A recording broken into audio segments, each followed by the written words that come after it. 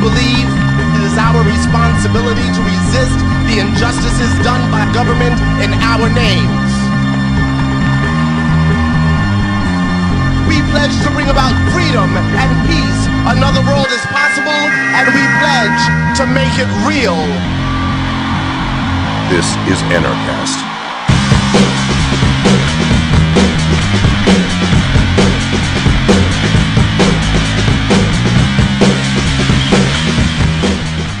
Wakey, wakey, everybody. Welcome to another edition of Anarchast, your home for anarchy on the internet. I have coming in for what she calls Satanic Canberra, Australia, Elissa Hawke, and she's got a great program called Wakey, Wakey, and I just saw it recently, maybe a month or two ago, and really happy to have her on. She's had on a few past Anarchast guests. She's had on Larkin Rose and James Corbin to Elissa Corbett. Sorry, yeah, I confused so many names. But yeah, there's been a few people on that we've had on, and great people. And she's got a great program. And the reason I really like it is because it kind of looks like one of these typical network morning shows, like The View or something, or Today or something like that. But she actually speaks about real truth and things like that. So she kind of hooks, I think, some people in, thinking it's just your sort of a morning show talking about interesting things, and then she actually says the truth, unlike what they say on things like The View. But anyway, before we get into all that, let's ask you, Elissa, how did you become an anarchist?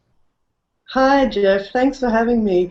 It's such an honor because I've been watching your show a lot too, and I'm really proud to be amongst all the other anarchists out there. And yeah, it's so cool to be invited onto a show just because I'm an anarchist.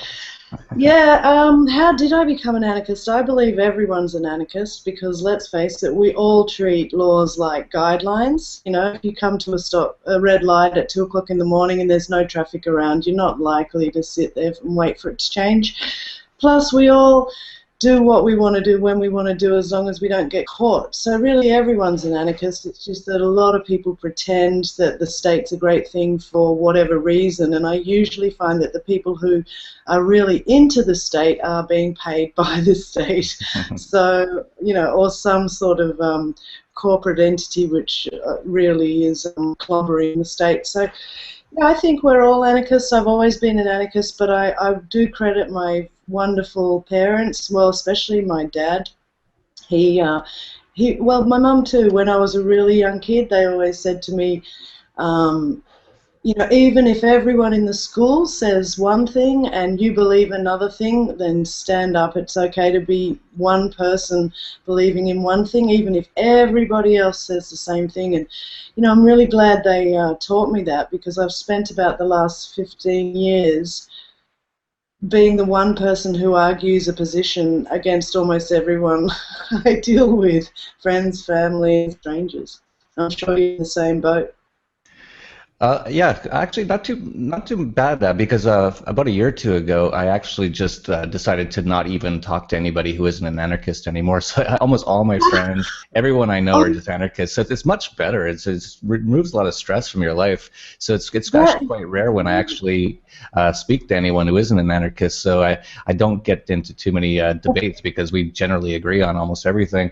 Not everything, but almost everything, and especially anything to do with the philosophy of peace. And you brought up a couple of great points, and the first one was that you were mentioning stopping at a stoplight at 2 in the morning in the middle of nowhere, like in Australia. I'm from Canada originally.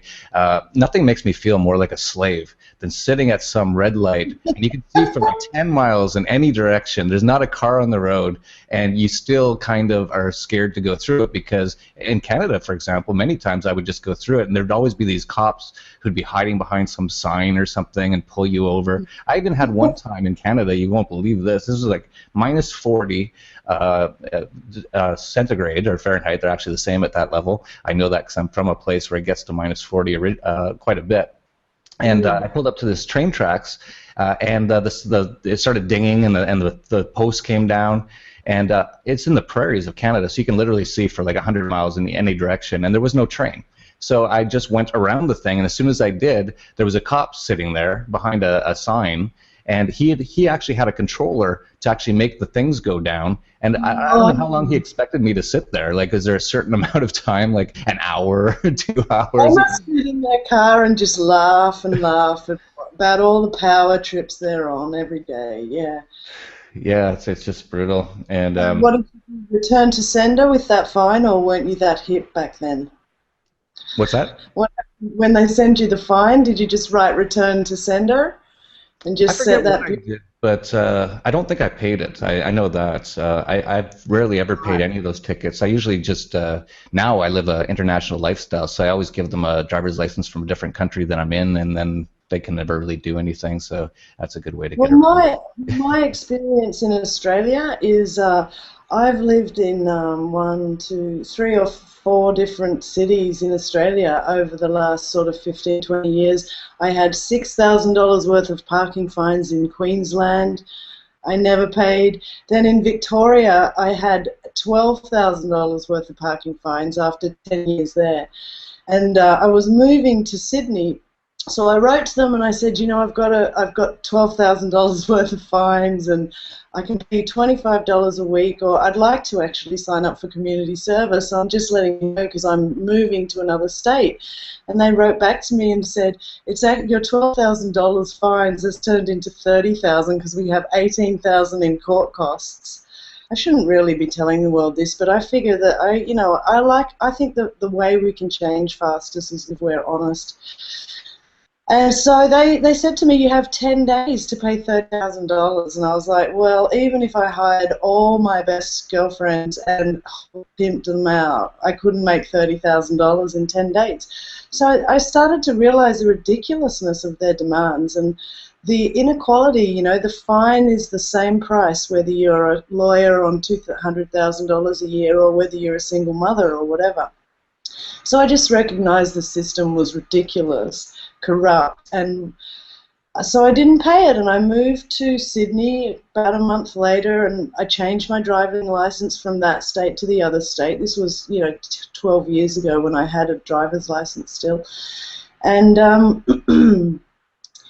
when I got to Sydney, nobody came and knocked on my door. Nobody ever sent me a letter. So then in Sydney, I got about another $8,000 worth of fines because I've been a massage therapist all my life, and I have to drive my car into the middle of the city and carry a big table at night time sometimes, into big hotels. So I couldn't always find a park, and I wasn't prepared to park 5 kilometres away and walk with my table. So that was my life. So yeah, I haven't paid any of those Sydney fines either, and then I started to have so much fun returning to everything to sender that then I started to drive. We have e-tag, e-tolls, where you drive on a road and you have to pay for the toll. So they have this e-lane, which is E for e-tag, and you can get this tag that beeps. It's only like $700 a year, and then you can drive on all these special privately owned roads. And that gave me the shit so much. To get to my friend's house and back, it used to cost me $21 in e-tolls. So I stopped paying those. And I would get 4 letters a week, 2 blue ones and 2 red ones, and I just returned them all to sender, all. Lived another 10 years in Sydney, nothing happened. Then I started noticing I'm driving past a camera every 100 metres saying, have you paid your toll? Have you? In the end, I just thought e-toll, E stands for exempt, E stands for Elissa, E stands for excellent, but just, yeah, and I just started to learn that those fines are only for people who'll pay them. And if you challenge the fraud of the state, and once you learn your birth certificate, you're a corporation from birth and all that, you recognize many generations of you and your family have been ripped off like this, then you just can't pay it anymore. Yeah, Australia is so expensive on top of all that, and you just pointed out just traveling around is hundreds of dollars, really. And I have a funny story. I had a Dodge Viper back in the internet tech bubble days, and I decided to move to LA for the worst year of my life. And I decided to drive down from Vancouver, and I was always going at least minimum 140 miles an hour minimum to 200 miles an hour all the time. And so I got pulled over in every single state. And so often, I actually had this happen once. The cop looked at my driver's license, and it was a Canadian license. And in Canada, it's kind of funny because no one says I'm 2 meters tall or I'm 60 kilograms. Everyone still says feet, and everyone still uses pounds. But on the license, they put kilograms and meters. So the cop says to me, a typical very low IQ cop, he says, "You're only 1.8 feet tall," and I just looked at him, and he goes, "You only weigh 65 pounds?" And then I said, "No, those are kilograms and meters." And he said, "I don't know how to put this on the ticket." And I said, "Good." And he just left. And half the time when they did give me a ticket, I would actually, when they gave it to me, I would actually throw it out the window as I was driving off. And and I never paid any of those. I never got up to $20,000 or $30,000 worth of tickets. But in LA, LA is pretty bad as well for parking, and so I would just park wherever I could. And I had easily thousands of dollars worth of tickets. But man, you beat me on that one. Good for you. Well, you know, like Larkin and Sherry Peel Jackson, I'm trying to explain to my dad, you know, it's my right to exert my rights and to explore my rights, and if I do end up in jail, it's not the end of the world. Some of the greatest teachers have had long stints to think and hone their work, and, you know, I'm not afraid of jail. I don't have kids or a husband, so that makes all my decisions a lot easier. But I don't think I'd be the same if I did. So I'm looking for a husband. It'll cut down on your parking costs, I guess, or your parking tickets. No, I'm sure I'll still get them, but I just can't pay them anymore. I can't pay them. I've learned too much about what the state is and what the state does, and right now I'm in the 700-page book about the Port Arthur Massacre, which was an event in Australia in '96, where 55 people were shot, 35 were killed by a lone nut gunman, which is, when you look into it, it's absolutely a big crime of the state, meant to look like this poor young guy as the patsy. And I've been looking into this case for nearly 15 years, so I know a lot about it now. And I cannot give respect to anyone who considers themselves an authority.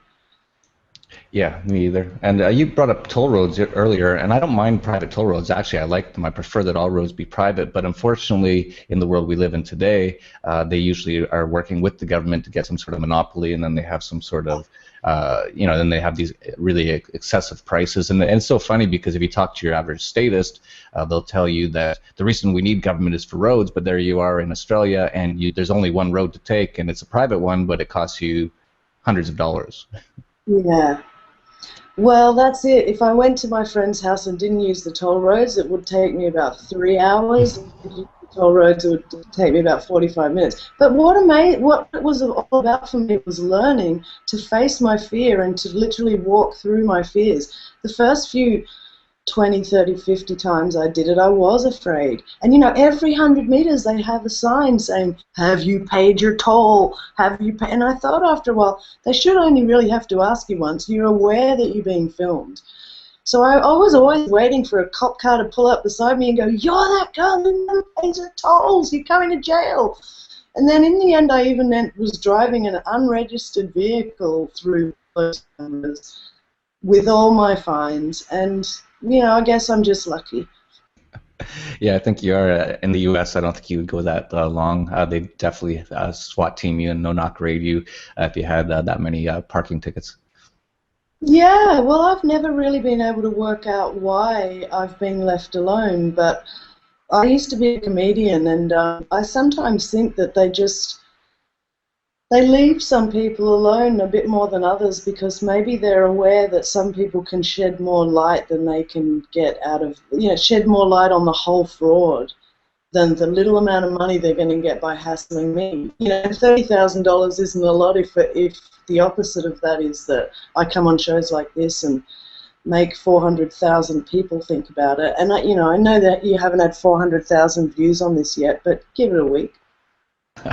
Yeah, well, we'll see how that goes. It's usually quite a bit less than that, but it is growing. The entire freedom movement, people are starting to wake up, and that's your program called Wakey Wakey. So you're actually based out of London mostly, right? I think you're in Australia. Well, I was living in Mexico for the last few years, and Central America, South America a bit, traveling just so that I could learn. I was living in tents so that I could read 10 hours a day. I was going to these law groups back in 2009 in Australia with 70-year-old men who were ex-police and ex-Freemasons. And these guys and I were studying all of contract law and the nature of the fraud. And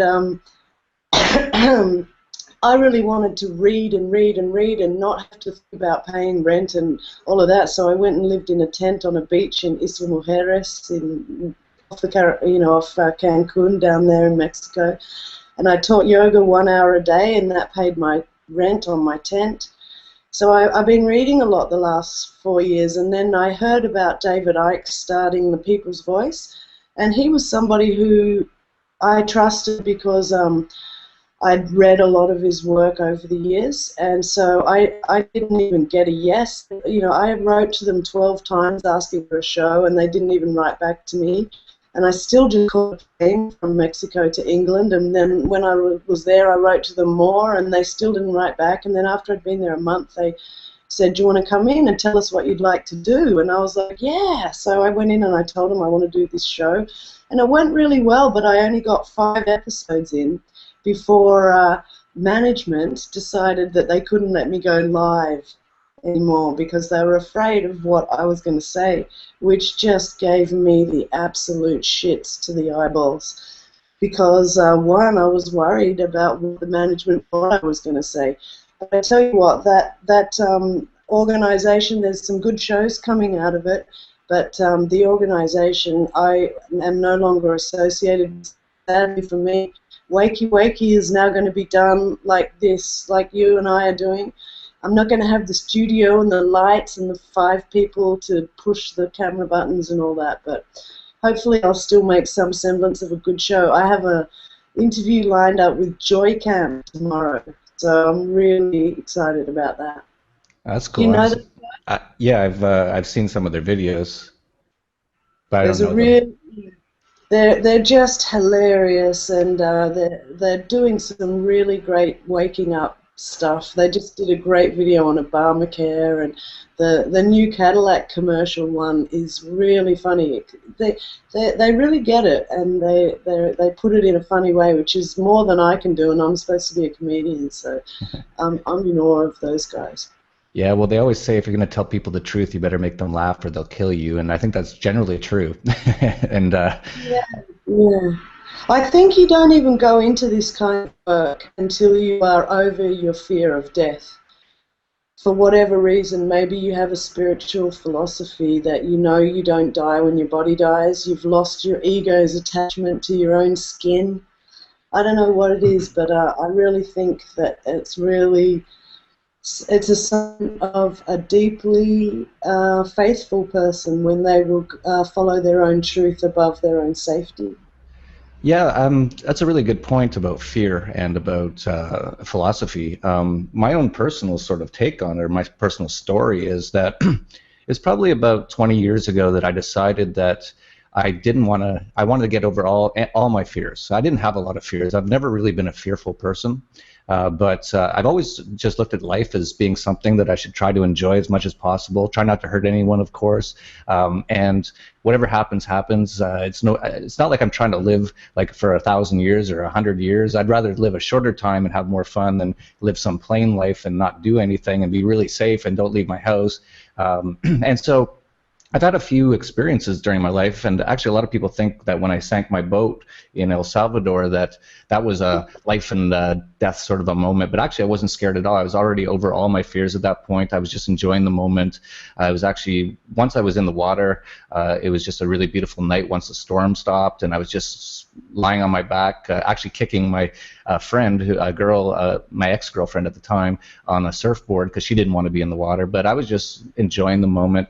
I've really gotten over all my fears, and I really don't have any fear, except for one thing: sharks. I just still am scared of sharks. Water in the dark. Out in the ocean, in the middle of the ocean in the dark. Were you? Yeah, but I actually wasn't really... How far offshore were you? How far did you have to swim? I wasn't that far. It was like a couple miles. And we had life jackets. I wasn't scared at all. And whatever happens, happens. If that's the way I die, great. Who cares? But it's a beautiful little test of your last fear, isn't it? It's like, yeah, well, are you afraid of sharks in the dark when you have to swim 2 miles? Well, I was I've saying, noticed that myself. When I've come close to death in a few moments, I've just had this incredible calm come over me, and I'm not afraid. I'm just like, well, if this is it, I'm ready. I mean, honestly, I I would never kill myself because I know I'm not my body. I know I'm the spirit, and the spirit will have to come back through primary school, and I don't want to come back to this earth if I don't have to. But I always want to die. It's strange. Sometimes I think that's why I smoke really heavily, because I have a very strong death urge. And they say that it's a normal thing for us to have a death urge because it's our singularity going back to our wholeness. So of course it's the most natural urge in the world. So yeah, yeah. yeah, it's very interesting talking about these topics. Yeah, one time I was in, actually getting back to sharks before I go on. Yeah, there's something about sharks. I don't like being in the water, knowing that there's this giant dinosaur down there that just eats people sometimes, and you can't see it. Like, as long as I could see it, like if I had like a scuba mask on or something, I could see the shark, then I'd be fine, because I'd be like, okay, there's the shark. If he comes over, I'm gonna punch him in the nose or stab him or something. At least I have a chance. I'm not just sitting there waiting to get eaten. But that's basically my only last fear left. And once I was in Turkey. And I think it's all about attitude as well. I was in Istanbul, and it was about 4 in the morning, and I ended up in some part of town, as I usually do. And these 5 Russian mobster guys came up to me, and they were being quite rough with me, and they said, "We're going to kill you." And you could tell that they expected me to be scared. And I said, "Go ahead. I don't care." And they all stopped talking for about 5 seconds, and they all looked at each other, and then they just started breaking out laughing. And then we went out the whole night together. It's like... That's so cool. That's how it should be, and that's the movie. I really believe that people are like dogs. You know, once you take away that element of feeding into their trip. Yeah, a lot of what it is, a lot of people, like some people get attacked all the time. They're always getting beat up or mugged. You actually can see in these people that they're full of fear, and actually, well, that fear actually goes out into energy in the world. And when you see someone walking down the street in some weird part of town or something, and you can tell they're really scared, you almost want to attack them. It's like give them what they want if they want it so bad. If they're so scared of everything, give them what they want. Whereas if you see someone who's in some sketchy part of town and he's just doesn't care and he's like not full of fear, you don't really feel that way. It's a funny sort of a thing. I think people bring a lot of the negative things in their life upon themselves unknowingly. I think that there's a lot to be said for that theory or realism. I myself, I think I'm over my fears at times. Last year I was at an ayahuasca retreat in Peru, and one of the guys who came along, my trips were beautiful. Like, I had ants crawling out my nose and in my eye sockets and cockroaches in my ears. It was all just in my head, obviously, but I had all of the Amazon just coming out my nose and eyes, and I was like, oh my, I had this revelation while I was off my scones. I was like, wow, like all of the maggots and the flies and the beetles and the cockroaches, they have to be here, like the murderers and the pedophiles and the rapists. And we don't have to be scared of anything. It's all part of the oneness, you know. And I was like, there's nothing to be afraid of. But there was a guy over the other side of the room having the most terrible trip for 6 hours, just going, like, honestly, the whole 6 hours. And the first 2 hours I was like, oh, poor guy, yeah, he's really suffering, you know. And then by the second or third hour in, I was going, because I was like, what's he so afraid of? It's only his own head. But I can imagine it would be fairly scary to go from never having any drugs to taking ayahuasca. And for me, mushrooms did a better job on me than ayahuasca 20 years ago. So I'm sort of used to that way of thinking. But anyway, then the poor guy, the next 24 hours later, he went missing down in the river at night, and they had to send out a search party for him. And it had turned out he'd slit his own throat and his femoral artery in his leg and killed himself in the river. This is like 24 hours after the ayahuasca trip, so he wasn't still tripping. But it turned out he was a doctor who was working in prisons on the worst pedophiles and murderers. And it made me realize, like, he had so much fear attached to all that badness and that gnarly stuff. But then the next few weeks, I couldn't even go outside and piss at 2 o'clock in the morning. I was so afraid of seeing this guy's ghost. So it showed me I'm still full of fear, you know. So I don't know what to do.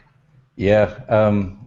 You know, going back to a little bit about fear of death and living your life, I actually knew a person who knew a woman who worked in an emergency room, so she had seen countless people die. And she said you can always tell how someone lived their life by how they die. And she said there's some people, when they know they're going to die, there's a certain point where people realize they're going to die. And some people will just start screaming and yelling, and they're just thrashing around. And then she says there's other people who, when they know they're going to die, they're completely at peace. And you can tell that those people actually lived their life and did the things they wanted to do, whereas the other people are kind of probably haven't lived their life, probably haven't done the things they wanted to do, and are realizing that they just basically, you know, they've lost their opportunity. Yeah, they hide. People hide from life. They want to preserve life to such an extent that it costs them their life.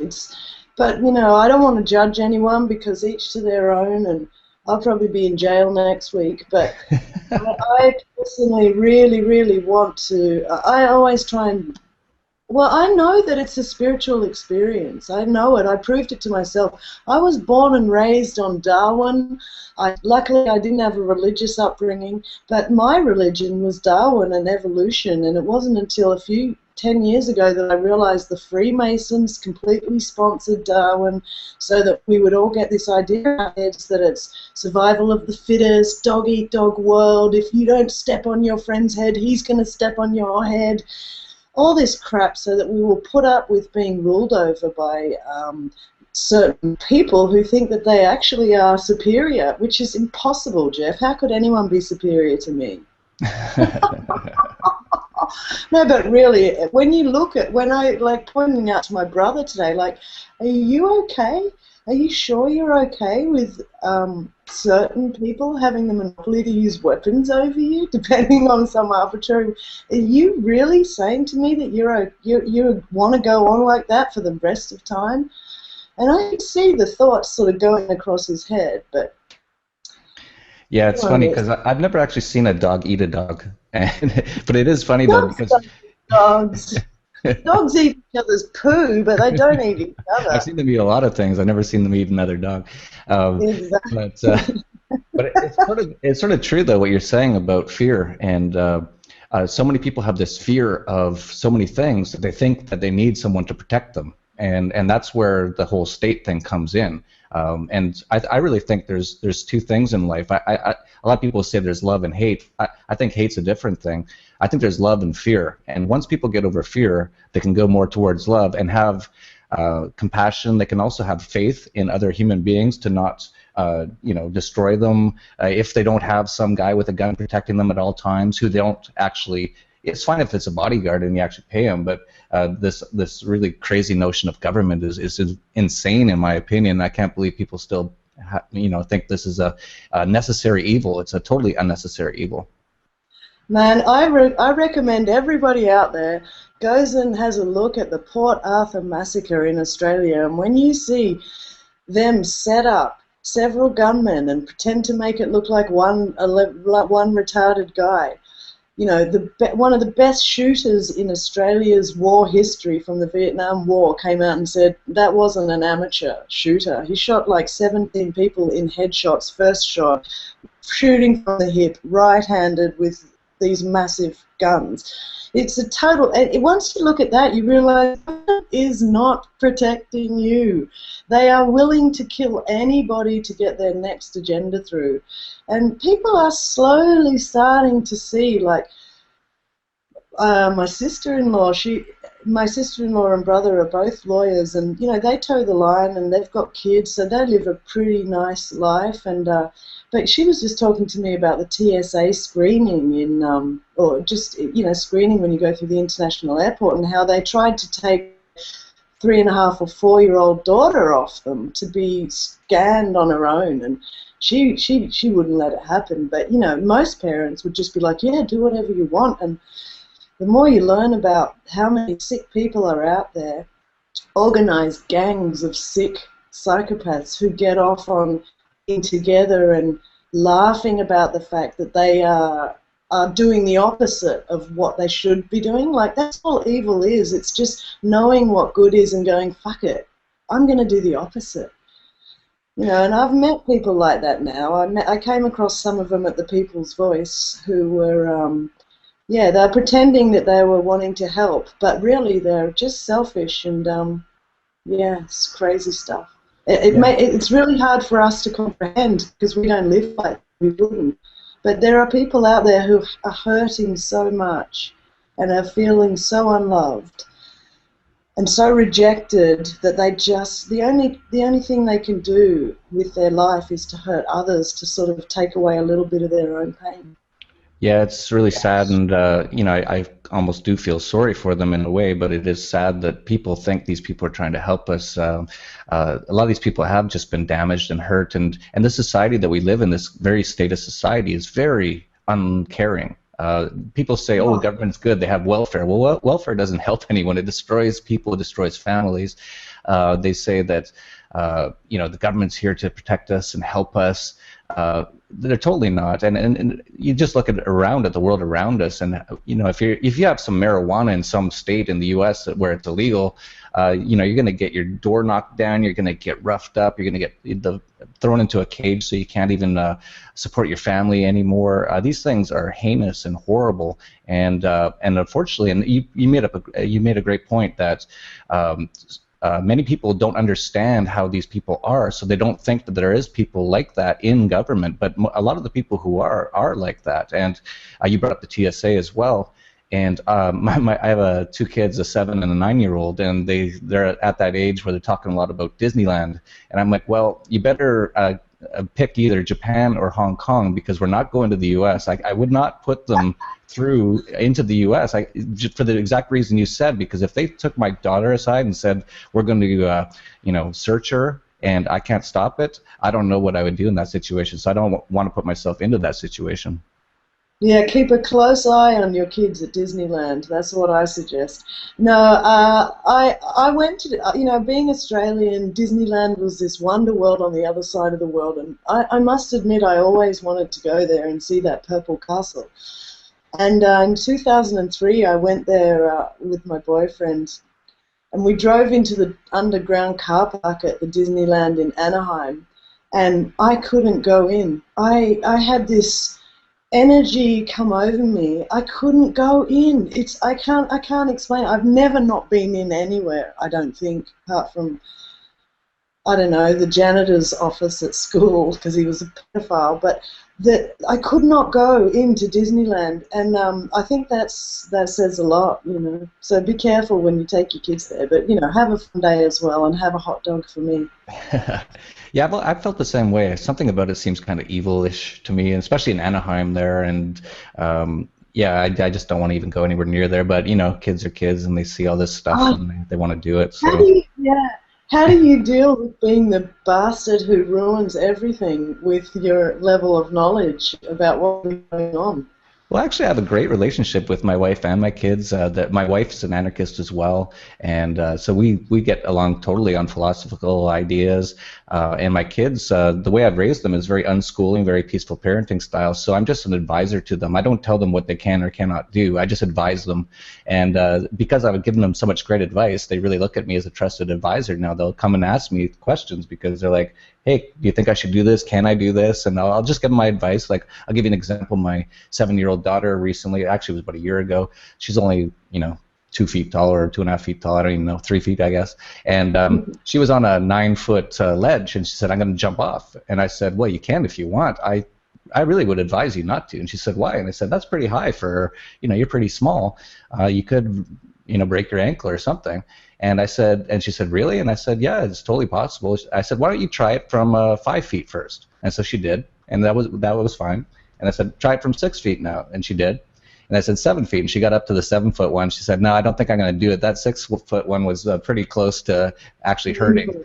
And so, that's how I deal with it. Whereas a lot of parents, they have this very authoritarian, very strict disciplinary style where they'll yell at them or hit them if they want to jump off a 9-foot ledge, which is actually a really terrible thing to do. It doesn't teach them anything, and it just teaches them to obey and to fear authority, and then later in life to rebel against authority, which is actually good.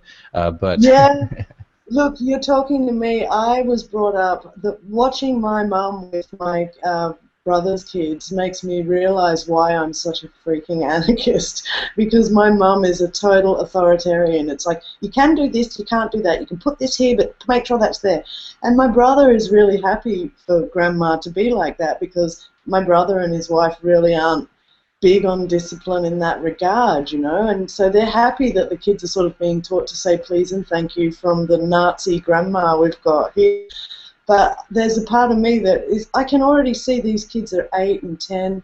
I can already see they're already over it. They're like, yeah, grandma, whatever. And they don't have a deep respect there. They just have this, yeah, you've got the power now, but as soon as I get out the door, I don't trust anything you say, yeah. And that happens to all of us, so I think you're going about it the right way. Because kids are not kids, they're just people who haven't been here as long as us yet. Yeah, and my kids are the most polite, most intelligent, kindest people you'll ever meet, and I've never told them to be that way. What I do is when they're around, they see how I act, and I always, at every restaurant, I'm always, thank you, please, can I have this? And they see that. You always just make an example. And you have a lot of parents who, they don't act that way at all. They'll be like, watching treating waiters like crap and stuff like that, or treating other people like crap. And then when their kids don't treat people well, they get mad at them, which sends like a totally mixed message. Yeah, actually, I think kids these days are more and more evolved every year as well, and so they're really. I always think kids are more evolved. They've been with nature or God, whatever you call nature, more recently than us. They've come from that world of togetherness, and so I think they have a sort of a highness to them that we really need to absorb and take note of and listen to, and consider them to be our teachers as much as we are theirs. But if I had kids, I'm sure I'd want to be as cool as you sound, but I'm sure, I'd have my weaknesses as well.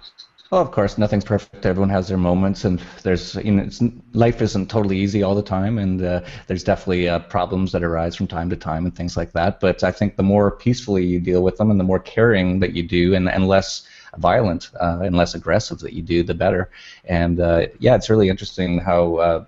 I agree with you totally that I actually learn more from my kids than they learn from me, because almost all kids, actually all kids, I've never met one that isn't, are just pure souls. They're very clean. They're not born with racism or any sort of hateful ideas. They actually learn those usually from their environment. Yeah. And you homeschool a lot, or all of the time, or some of the time, or? Well, that's one area that I've had a conflict with my wife. Not a major conflict. I don't think we've ever really argued, but I disagree a little bit. She thinks should stay in school for a couple years, learn a few basic things like reading, which they're really good at now, but I'm a real proponent of unschooling, and I think kids all want to learn, but they want to learn certain things. My son right now is really into video games, and he's really into outer space now, and so what I would do if they weren't in school is I would say, well, you're so into outer space, you should get on the internet and check out some of this information, watch some of these documentaries. It's amazing. Of course, the moon landing was a hoax, but other than that. Yeah, I just had to really try hard not to mention the moon landing to my poor nephew, because he came home with this beautiful, he's got this beautiful thing, he's hand drawn with the moon and the stars and the planets and the earth, and in the middle of it it says, Neil Armstrong was the first man to walk on the moon. Just so maybe. Have you ever read Dave Gorman? Name rings a bell. He has a website called Center for an Informed America, and there's a 17-part essay series on the moon landings, on the Apollo missions, and the series is called Wagging the Monkey. If you want about 2 weeks of laughter, just take that series of essays to bed. It's Center for an Informed America, Dave McGowan. That guy rips up the moon landing with so much humor. I could not stop laughing all the way through it. And on top of that, he's delved into such deep research. He's got stuff in those essays that I've never read anywhere else. Even stuff like Werner von Braun, the granddaddy of the NASA space project. When he was 19, he was a props guy for a German movie house. This is back in 1921 or something. The movie he worked on was all about sending a rocket to the moon. And it was an upright rocket that got wheeled out. And like, you look at this, it's a silent movie from the 20s. And you just see, he just moved from that job, and 40 years later he was, you know, selling that load of shit to the whole lot of. Yeah, you brought up Port MacArthur earlier, and I've heard of it, but I didn't really look into it at all. But there's so many ones. Arthur. Port Arthur? Yeah, Port Arthur, sorry. Okay, no, it's my fault. I misheard you. But there's so many hoaxes to look into in the U.S. that I don't even have to look at other countries too much. The Sandy hoax, complete hoax, the Boston bombing, that was Dave McGowan does this rip-shredding job on the photos of the Boston bombings as well. You know, you just look at the photos and you just go, that's a load of shit. But what amazes me and what really disappoints me is how many people are willing to lie as a group, knowingly, deliberately, to the rest of us. It's like, what is going to happen to those people if and when, and I mean when, we collectively recognize what they've tried to do to humanity by playing a part in those hoaxes? You know, if I saw Jean Rosen somewhere, if I saw Robbie Parker somewhere, if I saw that nurse, those lying fuckers, if I saw some of those assholes from the Boston bombing, wow, I'd probably lose all my Jesus-like calm and just pull their eyes out of their heads and stomp on them, because that's like the ultimate in evil, if you ask me.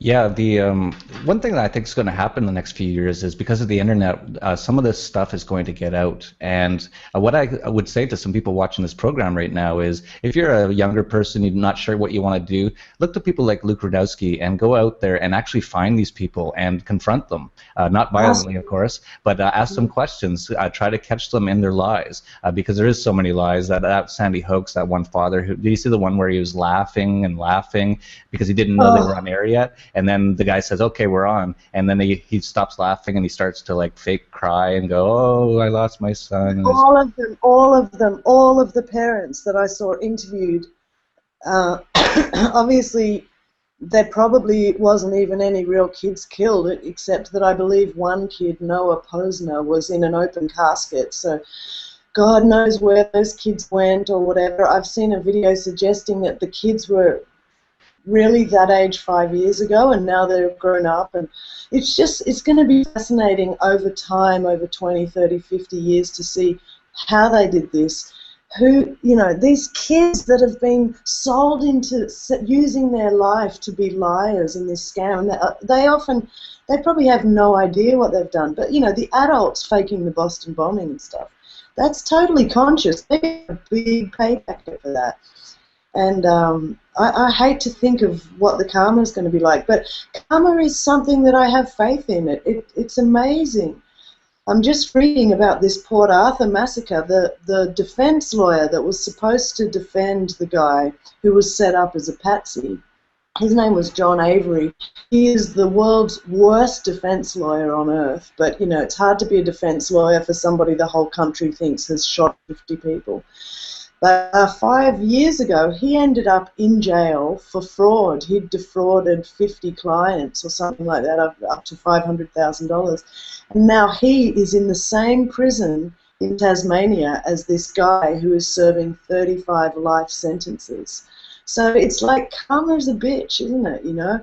I totally, that's why I don't believe we need laws or police. I believe all of us get our comeuppance, and it comes from within us.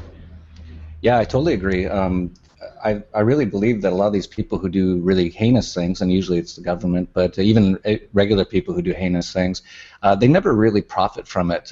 Their whole lives, like, you look at Dick Cheney, he's not a happy guy. He just, you know, like, he's doing all these evil things. It's not helping him. If he would just stop it, like, Dick, stop it. Just, like, give it up. Just come out, say you're sorry. Maybe you'll have a few people who will love you. You'll feel love for the first time, maybe. Maybe, you know, like, it's just, you know, crime doesn't pay. It totally doesn't pay. I agree. But I also think, like, how dull would our lives be, Jeff, if we didn't have the Dick Cheneys and the Robbie Parkers in this world to fuck everything up and to bring our loving existence into all this bullshit drama? I don't know. I don't know what life would be like. Maybe we'd all be dancing under rainbows singing Kumbaya. But, you know, I accept everyone has to be here for whatever reason.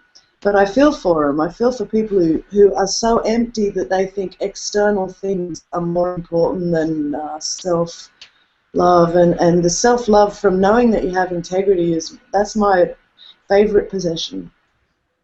Yeah, totally. It's really is interesting to think about it, and it's a good point about it's good we have these people. It keeps life a little bit exciting. And I actually have had this conversation before with a few people, including Doug Casey, and I said, what would it be like if, you know, what would we do if the world was total anarchy and it was all fairly peaceful? There wasn't a lot of terrible people anymore because most of the terrible people are created by this system.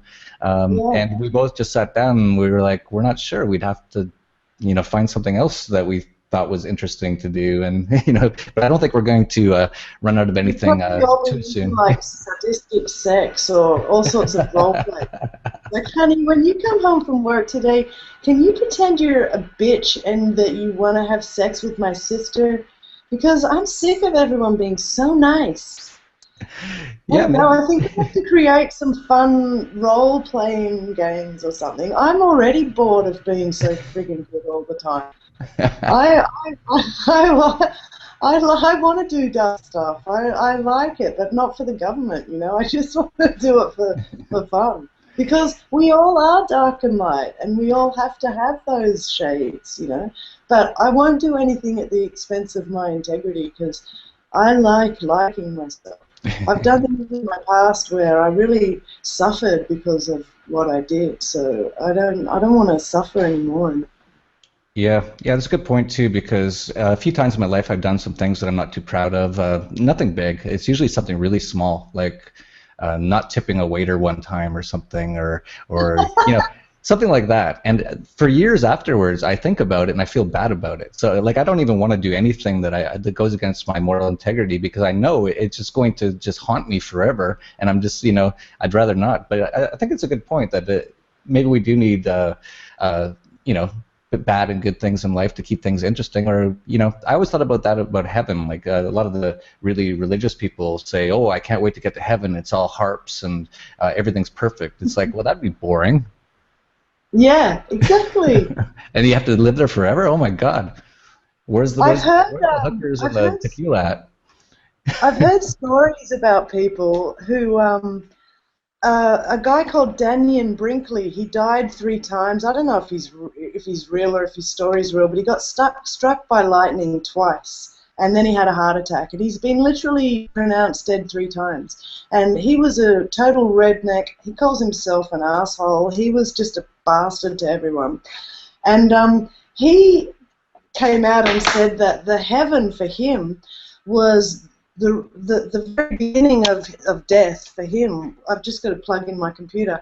Was actually this revelation where he saw his life flash before his eyes, but not like, oh, this is my first day of school, and then this is when I got married, and then this is when I had grandchildren.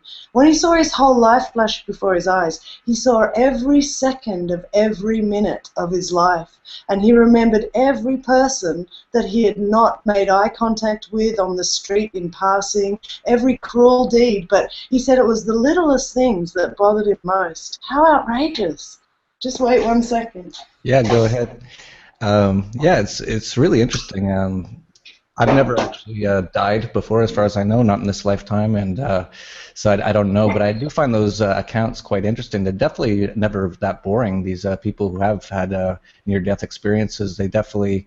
And this actually brings me back to something I wanted to ask you about, and I actually don't want to keep this interview too long, although it's very interesting, and that's why it's going longer. Is about ayahuasca. My thing about life is I try to do everything once, and I'm kind of saving heroin for last. But I've tried almost not every drug, but a lot of them. But one I haven't tried is ayahuasca. And I think, first of all, people who have never tried any drugs or any alcohol or anything, and they're very against it, I think that's the most ridiculous thing you could ever do is not try something and then be really against it. It's like, well, at least try it. It's not like dangerous. Have a beer. See how it feels, and see if you can maybe understand why some people might like it. And but ayahuasca is something that's really caught my attention lately, and something I have to try. How many times have you tried it? I took it 8 times over 2 months. I could have taken it more, but like I say, the guy, rest in peace, Dennis, the guy killing himself certainly slowed up my potential use. But also, I didn't enjoy it like I enjoy mushrooms. I didn't enjoy it because I enjoyed it in some ways, like the visuals were good. I saw like 18-foot tall neon stick insects, and a man with a jaguar's head lectured me for a few hours, and you see a lot of things visually, but you are in a dark room with no light, just in the jungle, so your mind would play all sorts of tricks, but the visuals are impressive. But for me, it was it's such a disgusting thing to drink. The thought of ever taking it again, I don't think I would, just because of the taste. But also, for me, mushrooms gave me the expansion and the sort of enlightenment that I could never turn away from. And ayahuasca didn't really give me a thrill because I kind of already knew that that my skin is not the limitation of my body, So it didn't really blow my mind open, but there are some people who had never taken any drugs, not even smoked marijuana, so they were a bit more blown open. And some people who'd had really hard lives, had really traumatic things happen to them, they had a lot of release.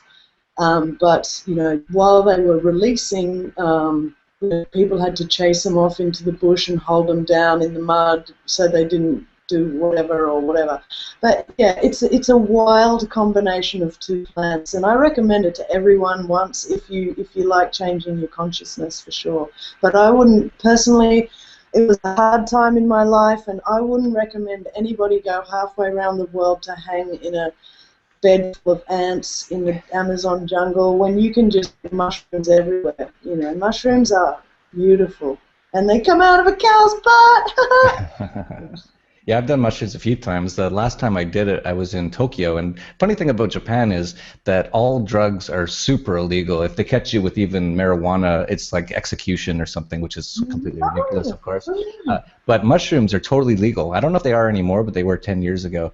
And you could buy them anywhere. So I was just walking down the street, and I saw them, magic mushrooms, and some cart was selling them, so I bought some, and I did it with my friends, and we had this amazing night. It went for 15 hours. The first 3 or 4 hours we were just dancing like crazy. We were just full of love, and everything was so exciting and beautiful. And then I got into this weird thing, and I just wanted to go off on my own, and I did. And I actually looked for a bridge, and I wanted to see if I had the guts to jump off and kill myself. I just wanted to see how far I could push myself.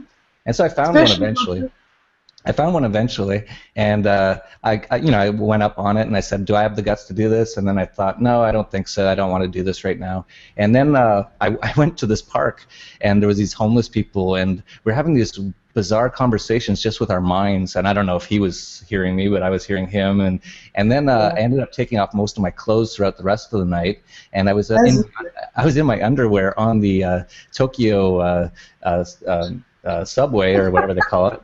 And this is the middle of the day with all the working men and all that, and it was a packed subway, but no one was within 6 feet of me, and I'm just sitting there with my underwear, just like looking into the sky, like thinking deep thoughts. And that was the last time I did mushrooms, but it was definitely interesting. See, when I take mushrooms, I sit on a blanket in the bush, and I don't go near any people, or I might bring a friend or two. But I like to be really calm. And there's no way I'd go on public transport or in public or anything. But you can actually. That's what's amazing about mushrooms. You could probably have a conversation with your mother and she wouldn't even know you were tripping, as long as you could get out of there and have a bit of spaz out 30 seconds later. But you can actually talk quite normally. In fact, one of my friends who'd never had mushrooms because she was scared, and she said, "Oh, it's going to be so bad and I might go crazy." And I was always like, just try it. Try minimum dose. It's a gift of the gods, and it's an amazing experience. And it changed me, and I've never been able to change back. So I recommend it to everyone. And she was like, "Oh, I don't know." We finally took them, and we had like little ones each. And I was being really careful because I didn't want her to overdose and get scared. I've had some bad trips, and so a few friends have never gotten out of mental hospital and stuff.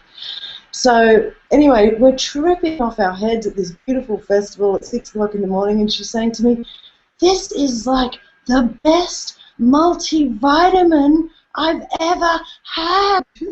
And I was like, it is. That's what nature does. Nature can give you this incredible energy just through something that grows in the cowshed. But it's more than that. It's a lot more. There's something very spiritual about mushrooms. That's why I tell people try it, because I didn't get that feeling off ayahuasca. Yeah, I think part of the reason that a lot of these drugs are illegal is because it does expand your mind and it makes you think differently. And so many people are just locked into just repeating the propaganda they hear, just obeying. And once you do something like that, it just breaks you right out of that. And I think that's one of the main reasons that they really are against marijuana, but that's changing now. There's just too much people that are against marijuana being illegal now. They can't actually stop it, and that's actually going to change things, I think, because the more people who do a little marijuana or do something like that, it expands their mind, makes them think differently, and they start to be individuals and not just part of the collective anymore. And you know, I'm sure you've heard what people, like especially Kathy O'Brien is famous for saying that when she was a sex slave of the American government. I don't know how true that is or whatever, but I feel that she's telling the truth.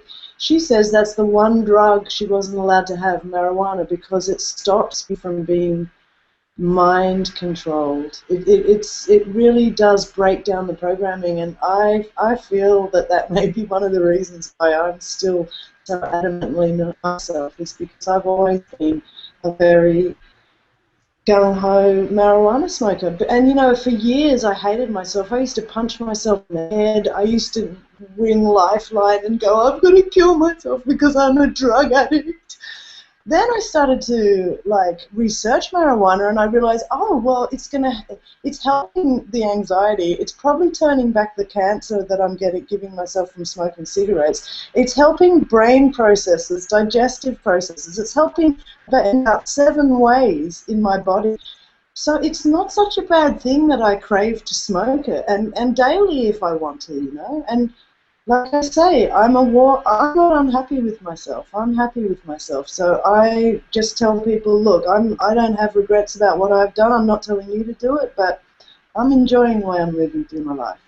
Yeah, and I think the big thing that all governments around the world, except for the Muslim ones, that they really don't mind everyone doing is alcohol, because it doesn't really expand your mind very much, and it mostly just dumbs you down and makes you just deal with the pain of living as a slave. And it makes you do things that you hate yourself for. You know, when you get drunk and you lose your inhibitions and you have a really good time, basically, But the next day, it's like, I'm so ashamed that that's the real me. But it's not the real you. It's like you without any of your faculties. It's like the most basest animal you, which can be fun when you're in the middle of it. But, oh man, there's some I still cringe from shit I did when I was drunk. Oh, I think we all have a few times. Yeah, but it's all good. It's all part of life experience. So you learn your limits and what you can and can't do, and what happens when you do certain things, and it's just part of life. But we should actually start to wrap this up. I try to keep these shorter because everyone's got ADD nowadays. And but is there anything you want to talk about to finish, or definitely let us know what's your new podcast you're going to be doing, where we can see that. Okay, well, my website is elissahawke.com, ELISSAHAWKE.com, and if you're interested, well, I just put out my episodes of Wakey Wakey up there, and got told by YouTube that I don't own the copyright, even though I created the show and I'm the host. So I don't know if that's a fight I'm going to have with the People's Voice, but I never signed anything when I started working for them, so it's like, I don't see how they think they could have copyright on it, but maybe it's a YouTube glitch. I've got to sort that out. But yeah, you can still see those episodes on YouTube under the People's Voice, but it's going to just get out there. I'm just going to put it, I don't care if 2 people watch it or 2 million. I really couldn't care less. I just want to be able to be myself. And I really believe that this whole universe is love, and it wants us to free ourselves from being governed. It wants us to be freed of the clutches of these greedy little muggers who print money and have a eugenics agenda and want to kill us all because we're useless bottom feeders, whatever. I think the whole universe is hoping and striving through us to become more of itself. Like, we're working on ourselves to challenge ourselves and face bigger challenges. I just hope that people like you and me keep moving through the world talking, because talking changes everything, and I've learned a lot just listening to 10 or so podcasts of yours in the last few weeks. And yeah, I just think all we should do is be ourselves, be yourself, and don't be ashamed of anything that you are, because you're doing your best. And wherever you're at in this life, whatever stage you're at, like you said, majority of the crime on this earth is committed by people because small percentage of bankers inflict commerce upon all of us, inflict their privately owned dollars on all of us. So I see it all changing really soon. I even said to my brother a couple of nights ago, just get as much money as you can out of this law job, enjoy your life, because it's not going to be that easy to pull $2,000 out of the world when you're not being bribed by the government, And so take as much money as you can, because a lot of us are pulling out, and when enough of us pull out, you won't have a job, there won't be a government. We will still have lawyers, we'll still have advocates, we'll still have people, but it won't be as well organized as it is right now to make your life cushy. So maybe, I'm worried for people, they have kids, and I'm worried that they're going to get too dependent on what they've got and what they're ultimately being bribed to pursue. I think that stuff's dying. I think it really is dead, and it's the old world, it's the old paradigm, and we're naturally all one consciousness rising above it. And I know we're all one, so I feel sorry for those people who are like, trying to stop, no, we don't want to move forward, we don't want to progress, because it's like, bad luck, you guys are attached to me and I'm heading that way, so we're all one. Great message. That's a great way to end this conversation. So thank you, Elissa Hawke, coming in from satanic Canberra, Australia, and this has been Anarchast, your home for anarchy on the internet. Peace, love, and anarchy.